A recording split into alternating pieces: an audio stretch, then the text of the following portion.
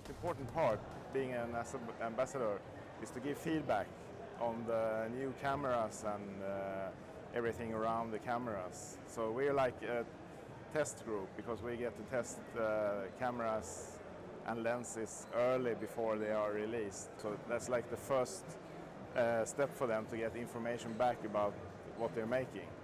And sometimes it's very important and they will change that before the camera comes out in the market, or sometimes it's like some hardware thing that will change into the next generation. I was looking for a small, very easily usable camera for my personal photography. So the camera that I bring home, not necessarily work with. So I bought the X100.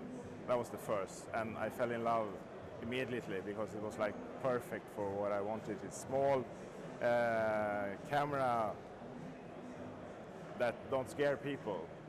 So and I can bring it wherever I want to. And then maybe 6 months after that, the X Pro 1 came, the first X camera with interchangeable lenses. So I thought, oh, this is like the X100, but I can change lenses on it. So I started using that one, and I liked it very much. So I thought, how will it compare to my usually professional cameras? Is it almost as good as my working cameras? But I found out that they were equal.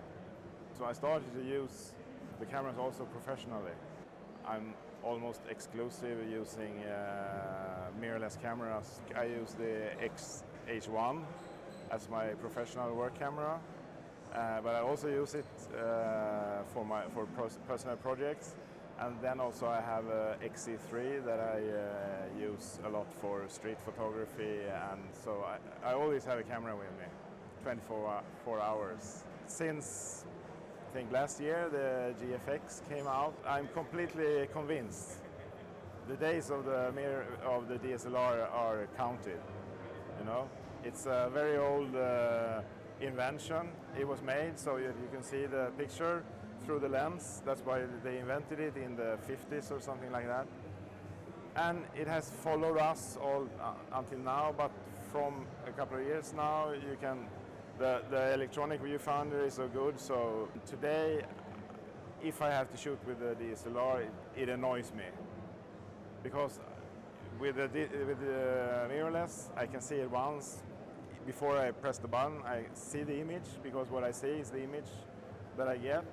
So I don't have to look on the screen all the time, because I see in the viewfinder when I shoot. And for me that is so much better than using a mirror camera.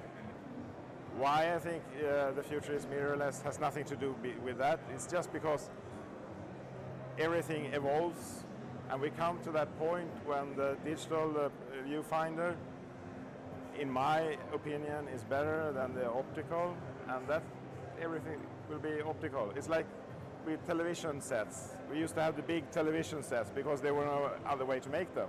And now we have the flat screens because it's evolution.